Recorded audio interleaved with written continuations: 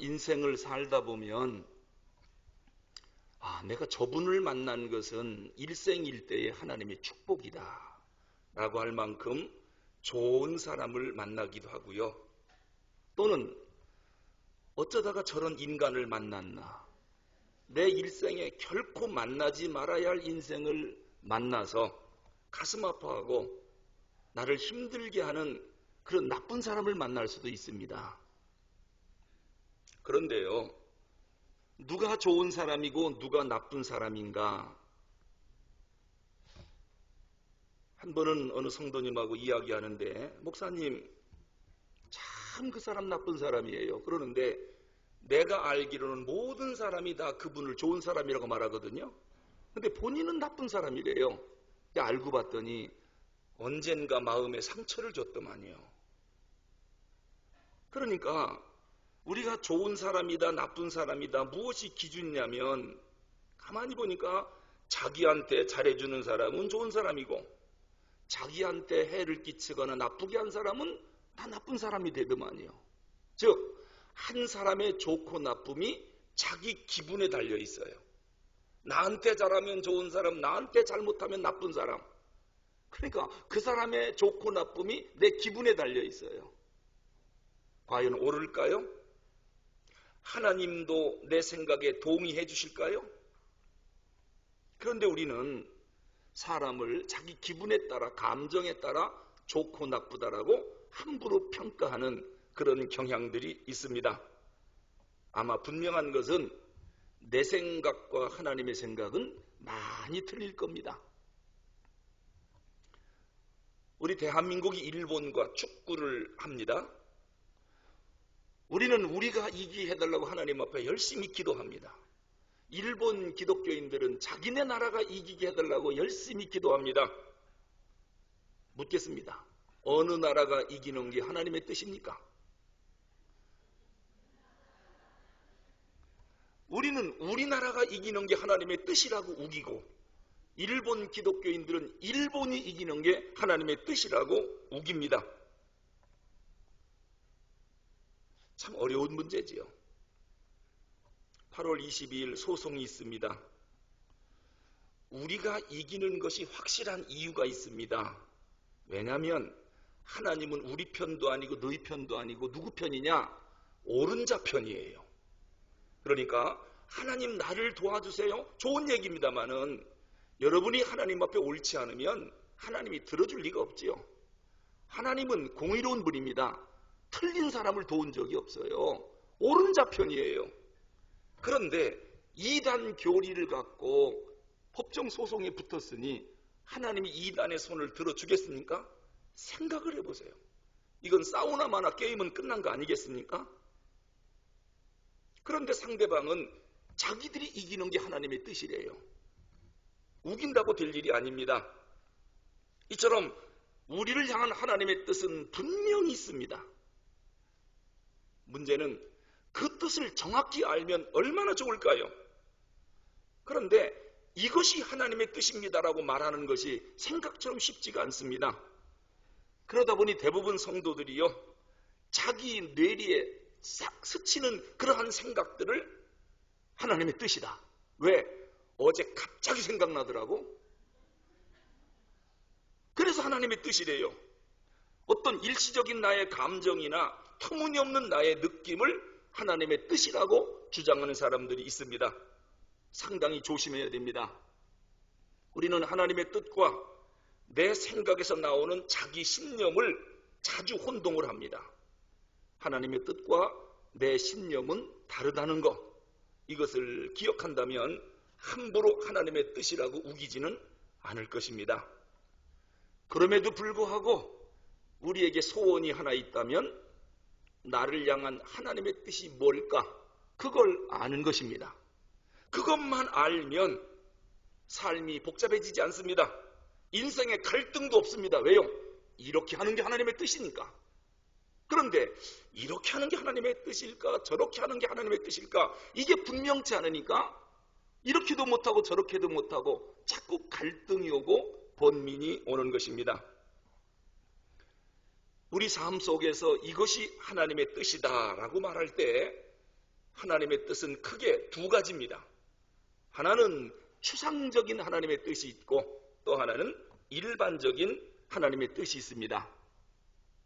추상적인 하나님의 뜻은 알기가 쉽습니다. 예를 들면 의, 진리, 사랑, 하나님의 뜻입니다. 모두를 구원하는 것, 하나님의 뜻입니다. 우리가 항상 기뻐하고 쉬지 않고 기도하고 범사에 감사하는 것, 하나님이 우리를 향하신 뜻입니다. 이 세대를 본받지 않고 마음을 새롭게 변화시켜 하나님의 선하시고 의로우신 뜻을 따라가는 것, 하나님의 뜻입니다. 이건 어렵지 않습니다. 예를 들면 어떤 처녀가 저한테 와서 목사님, 신랑감은 어떻게 얻는 것이 하나님의 뜻입니까?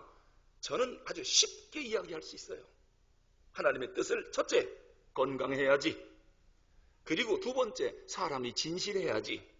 세 번째, 돈은 좀 부족해도 의로운 사람이어야 한다. 네 번째, 지식보다는 신앙이 좋은 청년이어야 하나님의 뜻이지. 얼마나 쉽습니까? 그러니까 이 아가씨가 뭐라고 하느냐? 그럼 목사님, 미스터 김과 미스터 박 두 남자가 있는데 둘 다 건강하고 진실하고 의롭고 신앙이 좋습니다. 누가 하나님의 뜻입니까? 이건 좀 골치 아파요. 이건 쉽지가 않아요. 이거 많이 기도해야 됩니다. 이건 예수님도 마찬가지입니다. 예수님 하나님의 뜻대로 그 뜻을 이루려고 이 땅에 오셨습니다. 인류 죄를 짊어지고 대속의 제물로 죽으셔야 된다. 이게 하나님의 뜻이라는 걸 정확히 알고 있었고, 그래서 예수님은 십자가를 준비하고 계셨습니다. 이게 하나님의 추상적인 뜻입니다. 근데 문제가 뭐냐면은 33살 이 젊은 나이에, 그것도 내일 아침, 그것도 부조리한 빌라도의 재판을 통해서 죽는 것이 하나님 뜻입니까? 이건 확실하지가 않은 거예요. 내가 33살에 죽는 게 하나님의 뜻입니까? 아니면 더 많이 복음을 전하다가 그래도 환갑은 지내고 죽는 것이 하나님의 뜻입니까? 분명히 죽는 것은 알아요. 그러나 내일 아침 죽는 게 하나님의 뜻인가? 이게 분명치 않으니까 겟세마네 동산에 올라가서 밤이 맞도록 이마에 떨어지는 땀이 핏방울이 되도록 하나님 앞에 간절히 기도를 하는 것입니다. 왜냐하면 추상적인 하나님의 뜻은 알지만 이것을 구체적인 삶 속에 이게 진짜 하나님의 뜻 맞는가? 이거는 결정하기가 쉽지 않더라는 것이죠. 그 예수님이 뭐라고 기도의 결론을 내리시느냐? 내 뜻대로 마시옵고 아버지의 뜻대로 하옵소서. 이러고 보면 예수님의 뜻은 뭡니까? 좀 살고 싶은 거예요. 내일 아침 십자가 안 지고 싶은 거예요. 그래서 할 수만 있으면 아버지 이 잔을 내게서 옮겨주시옵소서. 이게 예수님의 뜻이에요. 그러나 내 뜻대로 마옵시고 아버지의 뜻대로 하옵소서. 하나님은 내일 아침 그 재판을 통하여 십자가에 죽으시는 것, 인류 대속의 뜻을 완성시키는 것, 이것이 하나님의 뜻이라는 걸 알고 그 다음날 아침 십자가를 지고 골고다에서 죽으셨습니다. 추상적인 뜻을 현실의 삶 속에서 구체적으로 실현하는 것, 이것은 생각처럼 쉽지가 않다라고 하는 것입니다. 형이상학적인 하늘의 문제를 형이하학적인 이 땅에다가 직접 적용하는 것, 여기에 하나님의 뜻을 정확히 모르기 때문에 우리의 고민이 있는 것입니다. 사업하시는 어느 집사님이 저에게 물으셨습니다. 목사님, 이번 사업 어떻게 하는 것이 하나님의 뜻일까요? 여기에다가 투자하는 게 좋을까요? 안 하는 게 좋을까요? 목사님이 기도하셔서 하나님 뜻 좀 알려주세요. 보통 골치 아픈 게 아니에요. 이거 어떻게 해야 됩니까? 이쪽으로 하라고 해야 합니까? 저쪽으로 하라고 해야 합니까? 본인이 안 되니까 저한테 기도해서 하나님의 뜻을 알려달래요. 고민하다가 제가 물었습니다. 집사님, 어느 쪽이 집사님께 좀 유리합니까? 그랬더니 이쪽이 조금 유리합니다. 그래요. 그래서 그럼 저쪽으로 하십시오. 왜냐면요, 예수님 그랬잖아요. 내 뜻대로 마시옵고 아버지의 뜻대로 하옵소서. 내 뜻이 틀릴 가능성이 상당히 많아요. 왜냐? 우리는 죄성과 탐욕이라는 게 있거든요. 그래서 내 뜻대로 가면 하나님의 뜻과 점점 멀어진다는 것만 알면 돼요. 나를 죽이면 하나님과 가까워진다는 것을 알면 됩니다. 그래서 예수님이 겟세마네 동산에서 내 뜻대로 하지 마시고 아버지 뜻대로 하게 해달라고 기도하시는 거 아니겠습니까? 어디까지나 내 뜻과 하나님의 뜻이 일치하면 좋겠는데 반대로 자꾸 가더라는 거예요. 그러고 보니까 하나님의 뜻의 반대는 마귀의 뜻이 아니라 내 뜻이로구나 라고 하는 것을 우리가 알 수 있습니다. 자, 그렇다면 이제 내가 선택해야 할 두 가지 길이 있다고 합시다. 어느 쪽으로 가는 게 하나님의 뜻일까요? 좁은 길로 가십시오. 그런데 100이면 100 전부 넓은 길로 갑니다. 이거 보세요. 내 뜻은 넓은 길로 가는 거예요. 근데 하나님은 뭐라 그래요? 좁은 길로 가래요. 이익과 손해나는 길, 누가 손해나는 길로 갑니까? 이익되는 길로 가지요. 근데 주님은 좁은 길, 네가 좀 손해나는 길로 가라. 이러니까 못 가는 겁니다.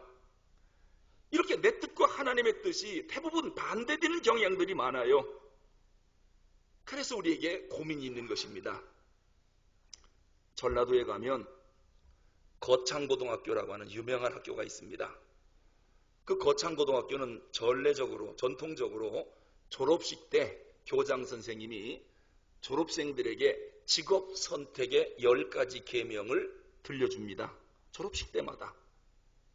그런데 그 교장 선생님의 직업 선택 10가지 교훈을 들어보십시오. 첫째, 월급이 적은 쪽을 택하라. 둘째, 승진의 기회가 없는 쪽을 택하라. 셋째, 아무도 가지 않는 쪽을 택하라. 넷째, 사회적 존경을 받을 수 없는 곳으로 가라. 다섯째, 한가운데가 아니라 가장자리로 가라. 여섯째, 부모나 아내가 가라는 직장은 가지 마라. 이렇게 10가지 알려줘요. 우리가 원하는 정반대의 길로 가라고 교장 선생님이 졸업생들에게 직업선택 교훈을 주는 거예요. 이 선생님은 아무것도 몰라서 그럴까요? 왜 교장 선생님은 우리가 안 가려고 하는 길로만 가라고 이런 교훈을 주실까요? 인간이 죄성과 탐욕에 물들어 있다는 걸 알기 때문에 내가 좋아하는 길은 잘못된 길로 갈 가능성이 많다는 거예요. 그래서 이런 교훈을 주는 것입니다. 자, 그렇다면 어떻게 해야 나를 향한 하나님의 뜻을 정확히 알 수 있을까? 저도요, 목사가 되기 전에 10년이 넘도록 학교에서 선생을 했습니다. 제가 10년 동안 고민하고 갈등 겪었던 게 뭐냐면 하나님이 나를 어떻게 부르셨을까? 근데 이미 제가 알았거든요. 하나님이 저를 부른다는 것을. 그런데도 모든 환경과 여건과 특히 제 건강이 이 목회자의 길로 오기에는 너무 안 좋은 거예요. 상황이. 상식적으로 생각해도. 그래서 대광이나 정신여고 교목들이 제가 가려고 하면 막았어요. 신학교 가지 말라고. 그냥 영어 선생으로 정년 퇴임하는 게 좋겠다. 학교에서 교장하고 이렇게 해서 마무리해라. 건강이나 모든 거로 볼 때 이쪽이 하나님의 뜻이 아니겠느냐. 근데 저는 해마다 갈등하는 겁니다. 어떻게 할까? 하나님의 뜻이 뭘까? 나를 향한 구체적인 하나님의 뜻이 뭘까? 이것을요 10년간 고통을 했어요. 사모가 그러더라고요. 그렇게 고통스럽게 갈등 겪으려면 학교 그만두고 신학교 들어가세요 그러더라고요. 차라리 그게 낫겠다고. 너무 갈등을 겪고 이게 하나님 뜻일까 저게 하나님의 뜻일까 이것만 하나님이 정확히 알려준다면 네 환경과 건강과 모든 걸 보더라도 너는 이 길로 가라. 아니 한마디만 해주면 얼마나 좋습니까? 이걸 안 해주니까 가야 되나 말아야 되나 이 10년을 하루같이 고통스럽게 살았습니다. 그러다가 결국 하나님이 저에게 신학을 가라고 응답을 해주셨어요. 그러니까 이제는 딱 놓고 떠나는 겁니다. 뒤도 안 돌아다보고 떠나는 겁니다. 좀 진작 좀 알려주시지. 그럼 제가 학교에서 10년간 시간 늦추지 않고 일찍 목사가 되지 않았겠습니까? 그런데 지나고 보니까 학교에서 아이들을 가르치던 논리적인 교수법이 설교하는데 이렇게 도움이 될지 몰랐어요. 하나님이 뜻이 있어서 나를 학교를 통해서 강대상으로 보내주셨구나. 그것도 하나님의 뜻이었구나. 내가 몰라서 그렇게 갈등을 했지. 이런 생각을 하게 됩니다. 우선 하나님의 뜻을 정확히 알 수 있는 방법은 이 하나님의 뜻이라고 하는 단어가 뭔지 원어 성경을 찾아보면 좋겠습니다. 하나님의 뜻, 이 뜻을 나타내는 헬라어 단어가 두 단어가 있습니다. 첫째는 뭐냐면 블레라고 하는 단어입니다. 블레. 이 하나님의 뜻 가운데서도 하나님의 절대적인 뜻, 하나님의 주권적인 뜻을 나타낼 때 그것을 블레라고 합니다. 여러분이 성경을 읽다가 블레라고 하는 단어, 이러한 원어 단어를 발견하면 이것은 누구도 손댈 수 없는 하나님의 절대적 주권적인 뜻이로구나. 예를 들면 천지 창조라든지 인류 구원이라든지 최후 심판, 이건 하나님이 누구한테 물어보고 하시는 게 아닙니다. 당신 스스로 정해놓은 절대 주권적인 뜻입니다. 이것을 블레라고 합니다. 블레. 그런가 하면 오늘 본문에서 나오는 뜻이 하늘에서 이루어진 것처럼 땅에서도 이루어지이다. 이때의 뜻은 블레라고 하는 단어가 아니라 델레마라고 하는 단어를 썼습니다. 델레마. 이 델레마는 사전을 찾으면 무슨 뜻이냐면 하나님께서 인간의 자유의지를 어느 정도 존중해 주시면서 그래도 이 정도는 인간 편에서 스스로 해주기를 원하시는 하나님의 뜻이 있다는 거예요. 이때의 뜻을 델레마라고 그래요. 다시 말씀드립니다. 인간의 자유의지를 인정을 해줘요. 네가 해도 되고 안 해도 된다. 이게 자유의지 아니겠습니까? 그러나 좀 해줬으면 좋겠다라고 하는 하나님의 마음이 있대. 하나님의 뜻. 그것을 델레마라고 그래요. 요한복음 3장 16절을 갖고 제가 설명을 다시 할게요. 하나님이 세상을 이처럼 사랑하사 독생자를 주셨으니 세상을 사랑하고 구원하려고 예수님을 보내주셨다. 이것은 변치 않는 만세전에 작정한 하나님의 뜻이에요. 이때 뜻을 블레라고 그래요. 하나님의 주권적인 뜻. 그런데 누구든지 저를 믿으면 멸망치 않고 누구든지 저를 믿는다면 믿을 수도 있고 안 믿을 수도 있어요. 인간의 자유의지를 줬어요. 누구든지 믿을 수도 있고 안 믿을 수도 있는데 하나님은 믿기를 바라는 거예요. 하나님의 뜻은. 그래서 모두가 영생을 얻기를 바라는 하나님의 뜻, 이것을 델레마라고 그래요. 그러므로 우리가 하나님의 뜻이라고 할 때 절대적인 뜻인 블레를 말하는지 아니면 하나님의 뜻이긴 뜻이지만 인간의 자유의지에 따라 결정권이 어느 정도 인간에게 있어서 그래도 이렇게 결정해 주기를 바라는 하나님의 뜻을 말하는 델레마인지를 구별할 필요가 있습니다.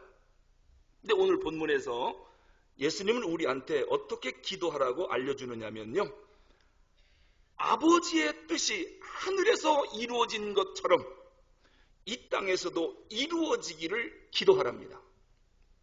자, 그러면 먼저 하늘에서 이루어진 뜻이 있네요. 이미 하늘에서 모든 게 결정이 끝났습니다. 이루어진 뜻이 있어요. 그것이 너희들을 기도를 통해서 이 땅에서도 이루어졌으면 좋겠다. 그걸 위해서 기도하라는 거예요. 자, 그러면 하늘에서 이루어진 하나님의 뜻이 뭡니까? 그것을 조직신학에서는 신적 작정이라고 합니다. 이미 천지가 창조하기 전에 삼위 하나님께서 스스로 계시지 않습니까? 그 스스로 계신 삼위일체 하나님께서 만세 전에 하늘 세계에서 신적 작정을 하셨다는 것입니다. 어떤 신적 작정을 하셨느냐? 크게 세 가지입니다. 이거는 천지 창조 이전에 있었던 일입니다. 첫째는 뭐냐? 온 우주 만물을 창조하자. 그리고 섭리로 이 세상을 다스리자. 이게 첫 번째 하나님이 신적 작정을 했다는 겁니다. 그 작정에 따라 필연적으로 천지창조를 이루신 것입니다. 그 다음에 두 번째, 어떤 작정을 하셨느냐? 인류의 구세주로 예수 그리스도가 십자가를 져 인류 구속사역을 이루도록 하자. 이게 만세전에 이미 작정된 일이라는 거예요. 그 뜻을 예수님이 이 땅에 오셔서 십자가로 이루시지 않았습니까? 그 다음에 세 번째는 뭐냐? 구원받을 자를 이미 선택해 놓으셨고 유기할 자, 버림받을 자를 이미 선택을 하셨다는 겁니다. 언제? 만세전에. 이것을 신적 작정이라고 합니다. 이것은 누구도 변기할 수 없는 하나님의 절대 주권적인 뜻입니다.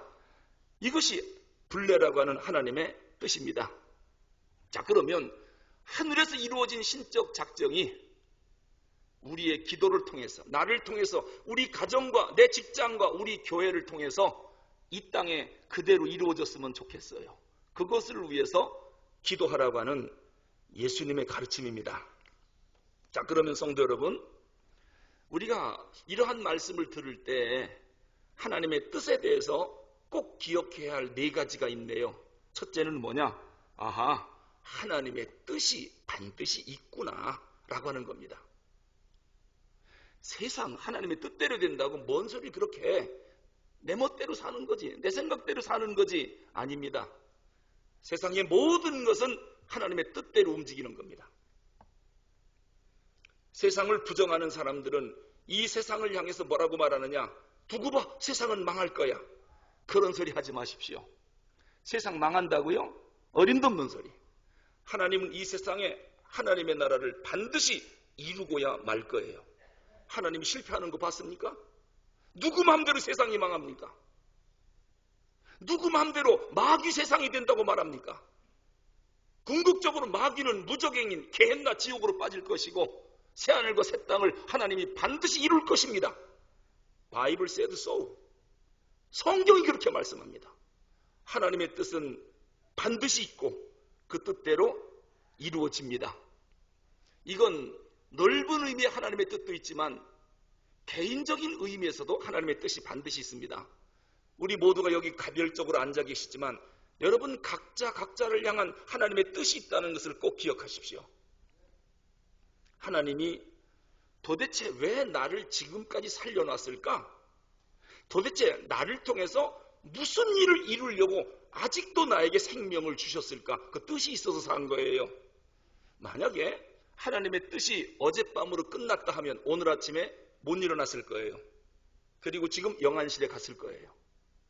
그런데 오늘 아침에 또다시 숨을 쉬고 깨어나게 한 것은 오늘 나를 향한 하나님의 뜻이 있어서 그런 거예요. 근데 어떤 사람은 그러더라고요. 목사님, 왜 하나님의 뜻이 있으면 지난날 그렇게 나를 고난 속에 가둬놨습니까? 왜 이렇게 힘든 인생을 살게 만드십니까? 이건 하나님의 뜻이 아니지요, 그러더라고요. 아닙니다. 하나님은 실수가 없습니다. 하나님의 뜻 안에는 우연은 없습니다. 그러므로 나에게 일어난 모든 일들은 꼭 있어야 할 필연적 사건만 있을 뿐입니다. 없어야 될 일, 우연이 생겼다? 하나님 앞에 우연은 없습니다. 반드시 필연적 사건입니다. 인간은 실수하지만 하나님은 실수가 없거든요. 여러분, 지난날의 삶을 종이 한 장 한 장 넘기듯이 한번 넘겨보면서 한번 생각해 보세요. 아하, 수많은 고난의 여정들이 오늘의 나를 만들기 위해서 반드시 있었어야 하는 필연적 사건이었구나. 이 고백을 안 할 수가 없습니다. 우연한 사고 같지요? 우연한 일 같았지요? 아닙니다. 이건 필연적 사건이었습니다. 전부가 다 나 개인을 향한 하나님의 뜻이었습니다. 그러고 보니 어떤 용기가 생기느냐 하면, 그럼 지난 과거도 하나님이 나도 모르게 역사에서 여기까지 이끌어왔다면 그럼 미래도 이끌어 가실 것이 아닌가? 맞습니다. 그래서 내일은 염려 안 하는 겁니다. 왜요? 사랑하신 그 하나님께서 나를 잘못된 길로 보낼 것 같습니까? 반드시 나를 통해서 영광 받을 것이고 하나님의 뜻을 이루고야 말 것입니다. 그 미래가 보장되어 있는 사람이 우리들 아니겠습니까? 이렇게 하나님의 뜻은 분명히 있다. 특히 나를 향한 하나님의 뜻이 있다. 그것을 믿어야 하고 찾아야 하고 그 뜻을 이루어 드려야 합니다. 두 번째는 하나님의 뜻은 다양하다는 거예요. 획일적이지 않아요. 하나가 아니에요. 모든 일이 그래서 다 소중한 것입니다. 모든 사람이 다 그래서 소중한 것입니다. 어떤 성도님이 사업하면 실패하고 계속 어려움 당하니까 저를 찾아와서 이야기하는 거예요. 아무래도 목사님, 나 신학교 가야 하려나 봐요. 왜요? 이렇게 사업이 연속 실패하는 거, 이거 하나님이 그 길로 가지 말고 목사가 되라고 하는 하나님의 뜻이 아니겠습니까? 어떻게 대답해 줘야 됩니까? 여러분, 그렇게 해서 신학교 온 사람이 한둘이 아닙니다. 그런데 목회의 길은 사업보다도 훨씬 어려운 길이거든요. 사업도 못해서 실패했는데 목회는 더더군다나 실패할 수밖에 없죠. 이래서 실패하는 사람들이 얼마나 많은지 몰라요. 하여튼 뭐가 하다 안 되면은 목사가 되라는가? 우리가 그렇게 쉽게 생각하면 안 됩니다. 하나님 일은 다양합니다. 목회뿐만이 아니라 내가 손으로 하고 있는 모든 일들, 이거 다 하나님의 뜻입니다. 내가 가는 이 길, 그러므로 최선을 다하는 것입니다. 그것이 하나님의 뜻이니까요. 하나님의 뜻은 다양하다는 것. 그 다음에 세 번째는 하나님의 뜻과 내 뜻은 반드시 같지 않더라는 거예요. 하나님 뜻과 내 뜻이 같으면 얼마나 좋겠습니까? 근데 아까도 말씀드렸지만 오히려 반대로 가는 경향이 많습니다. 나는 이것이 좋아 보이는데 하나님은 저것을 하랍니다. 그러니까 내 생각과 다르지요. 그런데도 우리는 자꾸 내 뜻을 주장하고 내 뜻을 꺾으려고 안 합니다. 그래서 어떻게 기도하느냐? 하나님, 이거 반드시 해주셔야 됩니다. 안 되면 안 됩니다. 지금 하나님 앞에 협박하는 겁니까? 자기 고집을 끝까지 부리는 겁니다. 자기 뜻을 하나님이 맞춰달라는 겁니다. 이게 기도입니까? 기도는 하나님의 뜻에 내 뜻을 맞추겠다. 그 뜻에 나를 복종시키겠다. 이게 기도거든요. 그런데 하나님 앞에 엎드려서 기도할 때 하나님의 뜻을 꺾어서 자기 뜻을 이루려고 하는 그런 경향들이 많이 있습니다. 하나님의 뜻과 내 뜻이 반드시 같지는 않다라고 하는 거, 이거를 잘 생각하고 하나님의 뜻이 무엇일까? 그 뜻에 나를 굴복시키는 것, 이것이 기도입니다. 그리고 네 번째, 하나님의 뜻을 이룰 때는 희생도 요구한다는 것, 이것을 기억해야 합니다. 단적으로 말하면 십자가는 희생입니다. 그런데 하나님의 뜻입니다. 희생 없이 하나님의 뜻을 이루겠다, 그럴 수는 없습니다. 십자가 안 지고 어떻게 인류 구속 사역을 완성할 수 있습니까? 그러므로 희생을 즐거운 마음으로 받아들일 각오가 있어야 하나님의 뜻을 이룰 수가 있는 것입니다. 그래서 사도 바울이 유명한 고백을 합니다. 나는 그리스도께 잡힌 바 된 그것을 잡으려고 쫓아가노라. 즉 아버지의 뜻을 내 뜻으로 삼았다는 것입니다. 십자가 지라니까 십자가 지고, 순교하라니까 순교당하고. 그래서 바울이 수많은 고난을 당한 것입니다. 왜요? 하나님의 뜻에는 희생이 들어간다는 것, 그걸 알았기 때문입니다. 자, 그렇다면 성도 여러분, 나를 향한 하나님의 뜻, 이 일을 할까 말까 이럴 때 어떻게 결정하면 좋으냐면요, 첫째는 나에게 있어서 가장 중요하게 생각되는 것, 이곳으로 하나님이 나를 부르셨다라고 생각하면 틀림없습니다. 그게 나를 향한 하나님의 뜻일 가능성이 상당히 많아요.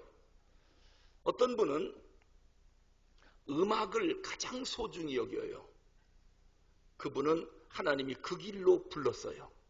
그래서 음악이 그렇게 소중하게 여겨지는 거예요. 어떤 사람은 돈 버는 것을 그렇게 소중히 여겨요. 하나님이 그곳으로 그 사람을 부른 거예요. 그래서 그게 그렇게 소중히 여겨지는 거예요. 저는 말씀을 읽고 설교를 준비하고 성경을 가르치는 거, 이게 그렇게 소중해요. 영어를 가르치는 것보다 성경 가르치는 게 훨씬 소중하게 생각이 돼요. 그러니까 학교 선생 그만두고 이 길로 온 거 아니겠습니까? 왜요? 하나님이 나를 향한 뜻이 이것이 소중하게 여겨지니까 이 길로 오는 거 아니겠습니까? 그 다음에 두 번째, 자기에게 가장 쉬운 일이 뭔가? 하나님의 뜻입니다. 그 길로 하나님이 불렀기 때문에 그 은사와 달란트를 주어서 그 일이 쉬운 거예요. 우리 한인기 청년이 찬양을 참 잘해요. 음성도 좋고 정말 감동도 있고. 그런데 노래하는 걸 보니까 너무 쉽게 해요. 근데 제가 한번 따라 해보려고 했다가 목이 터질 뻔했어요. 그래서 포기했습니다. 왜냐하면 너무 어려운 거예요. 노래하기가 너무 어려운 거예요. 그런 걸 내가 우리 인기 청년처럼 나 솔리스트 하겠습니다. 하나님의 뜻입니다. 뜻일 리가 없지요. 나를 솔리스트로 쓰고 싶었으면 노래하는 게 가장 좋을 뿐만 아니라 가장 쉬운 일이 되어야 하나님이 그곳으로 나를 부른 거예요. 그런데 저는 그것보다는 설교하는 게 행복하고 설교를 준비하는 게 행복하고, 그러니까 또 이 일이 나한테는 가장 쉬운 일이고 이 길로 불렀으니까 이 일이 쉬운 일이지, 만약에 이 길로 안 불렀으면 설교 준비하느라고 얼마나 힘이 들겠습니까? 나를 향한 하나님의 뜻이 내가 어떤 일을 쉬워하는가, 쉽다면 그 길로 나를 하나님이 부르셨구나, 그렇게 생각하면 틀림없습니다. 하나님이 미리미리 은사를 주고 준비시켰기 때문에 그 일이 쉬운 것입니다. 세 번째로, 하나님은 우리의 상식을 결코 무시하지 않으십니다. 여러분, 상식은 그리스도인이 가져야 할 신앙의 기초입니다. 상식 없이 무조건 영적인 것만 추구한다, 잘못될 가능성이 상당히 많습니다. 물론 신앙의 세계는 상식을 초월하는 세계가 많이 있습니다만은, 그래도 하나님은 우리의 상식을 결코 무시하지 않으십니다. 그래서 상식이 통하는 그리스도인이 건강한 그리스도인이고, 상식이 통하는 교회가 건강한 교회인 것입니다. 예수님이 이 땅에 오셔서 하나님의 아들이시잖아요. 하신 사역을 보세요. 예수님의 행적을 살펴보면 몰상식하게 사역한 적이 있는가 보세요. 상식 없이 사역을 하신 일이 있는가를 한번 보란 말입니다. 그러므로 우리도 상식 위에 신앙의 기초를, 영적인 기초를 쌓아나가는 것이 하나님의 뜻을 이루는 것입니다. 이러한 하나님의 뜻을 알려면 이제부터 우리가 어떻게 해야 됩니까? 열심히 하나님 앞에 기도해야 합니다. 하나님은 반드시 기도한 것은 응답하십니다. 응답 주시는 것이 하나님의 뜻이거든요. 그래서 많이 기도해야 합니다. 그리고 두 번째는 하나님의 말씀을 가까이 해야 합니다. 말씀 자체가 나를 향한 하나님의 뜻이거든요. 그래서 말씀을 가까이 해야 하나님의 뜻을 정확히 분별할 수가 있습니다. 신정통주의 신학자인 칼발트가 하나님의 말씀은 세 가지라고 그랬습니다. 첫째는 기록되어진 말씀, 성경입니다. 둘째는 성육신되어진 말씀, 예수 그리스도이십니다. 그리고 셋째는 선포되어지는 말씀, 설교입니다. 이 세 가지가 하나님의 뜻을 우리에게 알려주는 중요한 도구가 되는 겁니다. 성경, 예수 그리스도, 그리고 설교. 그래서 좋은 설교를 많이 들으면 하나님의 뜻을 분별하는데 크게 도움이 되는 것입니다. 그리고 세 번째, 우리의 이성입니다. 이성이 건강하고 이성이 정상적이라면 하나님은 이성적으로 올바른 판단을 할 수 있도록 이성의 순수 이성과 판단 이성을 우리에게 주신 것입니다. 건강한 이성, 이것이 하나님의 뜻을 분별하는데 아주 중요하다는 것. 그 다음에 네 번째는, 말씀이 기록된 이후로는 잘 안 나타나지만은 지금도 신령한 꿈이나 환상을 통해서 하나님의 뜻을 알려줄 때가 있습니다. 성경에 보면 요셉이 꿈을 꿉니다. 다니엘이 꿈을 꿉니다. 예수님 탄생 예고를 환상을 통해 보여줍니다. 이렇게 꿈이나 환상을 통하여 하나님이 당신의 뜻을 우리에게 알려주기도 합니다. 다섯째는 표적입니다. 모세가 애굽으로 가지 않으려고 미디안 광야에서 발버둥을 칩니다. 그때 하나님이 뭐라고 말씀합니까? 지팽이를 집어 던져라. 던졌더니 뱀이 됐어요. 다시 집으라. 지팽이가 됐어요. 네 손을 가슴에 넣었다 빼라. 넣었다 뺐더니 문둥병이 걸려 있어요. 다시 넣었다 빼라. 깨끗하게 나았어요. 이게 표적 아니겠습니까? 이것을 보여주면서 내가 너랑 함께한다라고 하는 강력한 증거다. 하나님의 뜻을 알려주마. 애굽에 가서 내 백성을 구원해내라. 그래서 모세가 그 표적을 보고 확신을 얻고 하나님의 뜻이로구나 하고 애굽에 가서 백성들을 출애굽시키는 것을 보게 됩니다. 간혹 하나님은 표적을 통해서 당신의 뜻을 우리에게 알려주신다라고 하는 것입니다. 그러므로 하나님의 뜻을 알기 위해서 어느 하나만 의지해서는 안 되겠고, 이렇게 종합적인 판단을 갖고 하나님의 뜻을 분별하는 것이 지혜로운 일입니다. 이제 말씀을 맺겠습니다. 하나님의 뜻은 이미 하늘에서는 이루어졌습니다. 이제 이루어져야 할 곳은 이 땅에만 남아 있습니다. 그러면은 이 땅에 하나님의 뜻이 이루어지기를 기도하라고 예수님이 오늘 알려주는 것입니다. 하나님의 나라가 이루어지도록, 하나님의 나라는 하나님의 통치권이 100% 미치는 곳, 여기가 하나님의 나라입니다. 이미 천상의 세계에서는 그게 이루어졌습니다. 근데 이 지상, 우리가 살고 있는 이 땅은 여전히 사탄의 세력에 짓밟히고 있습니다. 어둠의 권세가 우리를 지배하고 있고 우리를 괴롭히고 있습니다. 그래서 예수님이 그렇게 기도하래요. 어둠의 세력이 물러가고 하나님의 나라가 임하기를 위해서, 하나님의 뜻이 임하기를 위해서 기도하랍니다. 한 번은 제자 3명을 데리고 예수님이 변화산에 올라가셨습니다. 거기에서 모세 엘리야를 만나 환상적으로 변화된 모습을 예수님이 세 제자에게 보여주셨습니다. 그때 베드로가 뭐라고 말합니까? 너무 좋아서 주님, 산 밑으로 내려가지 말고 이 산상 위에 집을 세 채를 짓겠습니다. 여기서 우리 함께 머물러 영원히 사시지요. 그때 주님 뭐라고 그랬습니까? 아직 저 산 밑의 세계는 하나님의 뜻이 이루어지지 않은 곳이 너무도 많다. 우리가 내려가서 저 세상을 하나님의 뜻이 다스리는 나라, 하나님의 세계로 만들어야 한다. 그래서 다시 산 밑으로 내려오셨습니다. 그러므로 오늘 우리가 하나님 앞에 기도할 것, 하나님, 이미 하나님의 뜻이 하늘에서는 다 이루어지지 않았습니까? 그 뜻을 이 땅에 이루시는데 누구를 통해서? 나를 통해서, 우리 가정을 통해서, 내 직장과 우리 교회를 통해서 이 땅에 하나님의 뜻이 이루어지기를 바랍니다. 그 기도를 하라고 주님이 가르쳐 주셨습니다. 기도하겠습니다.